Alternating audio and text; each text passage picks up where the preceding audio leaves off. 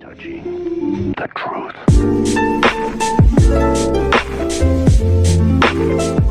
Jill here again, and this time I'm taking a look at the old HG Ground Gundam from the 8th MS-13 OVA series.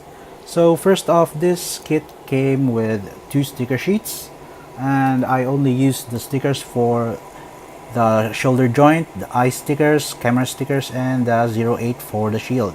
So the Ground Gundam has several very obvious seam lines. There's one in the side of the forearm, in the shoulder, and in the shoulder armor. Surprisingly, there aren't that many seam lines in the leg, and those that are there are hidden as panel lines, so it's not so bad for the leg. Some part needs to be painted to make it more color accurate, like the ones shown in the box. You need to paint this part white since it's all molded in this navy blue color. The yellow vents are provided with stickers, but I painted them. And this here, you also need to paint them yellow. These parts in the leg and in the knees, I also painted them, and as well as the vent in the lower knee, you need to paint those black and yellow. And as for articulation, there's a hinge down below and ball joint up in there, so it can do the chicken neck and rotate all the way around, but I'm not gonna do that now because this part is painted and I don't want to scrape the paint. Inside the shoulder joint, there's a polycap that hinges up and down, and a part that is pegged to the polycap and hinges back and forth. Arm can move sideways about this much, rotation below the shoulder. Shoulder armor is on a hinge, so it can move like this. Double joint at the elbow, and ball jointed wrists.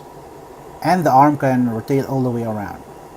So the torso is pegged onto the waist, so there's no fancy joint at all, there's just this twisting motion. That's all for the waist movement. The front skirts are actually molded apart, so it can move all the way up. Side skirts are on a hinge and also swivels. The hip joint is just a ball on socket and is very common for HGs at that time. So there's only a bit of twisting movement, but the leg can go all the way up and back a little. Also double joints on the knee. The hips also swings backwards and forwards. The legs only spread about this far, and that's due to the ball joint. The foot is on a ball joint up here, and that's the only joint in there, so the foot swings just a tiny bit, moves up about that much and back that much. The ankle guard also moves up and down, and the toe points up but doesn't point down. The backpack hinges up like so and hinges down like this and pulls out. This is to accommodate the storage container for the cannon. The Ground Gundam came with this shield, which has some movable parts. This folds out to make it stand on the ground, and this swivels around. And it also comes with this mount to mount it on the arms. You just need to slide this in, and it's quite secure, but when you flip this like this and shake it, it falls off very easily. But there's an extra mount which has a longer, I don't know if this helps, but when you use this and slide it in, it's a lot more secure and the shield won't actually fall off. And this was crossed off in the manual, so you don't need this, but it's very useful. It also has 2 beam effect parts for the beam sabers, and I forgot to show you where they are stored, and it's stored in the leg. So you just pull this tab and it opens up, and there's your beam saber.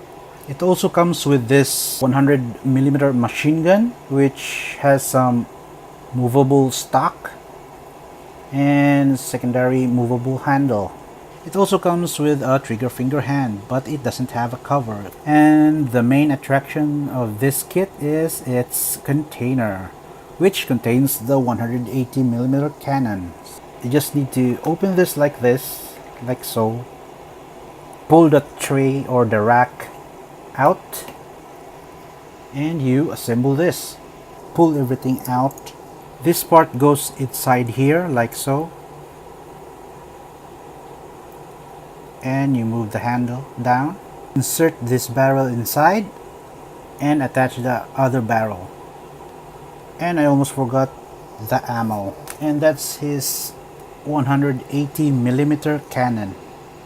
You put the container on just by again opening this up, sliding it down. There's two tabs in the back of the container that tabs in this part, so you just slide it in, push it, and tuck the arms in, and that's it. That's how you put on his container. Although this being an older kit, it's very fun to build and still holds up. Although there are several things that are not that good, especially articulation in the lower half of the body, specifically the ball and socket joints in the hips and the limited ankle movement. Also, there's one thing to note: the fingers in the hand is very loose. Fingers would just pop out very easily if you handle the weapons too much.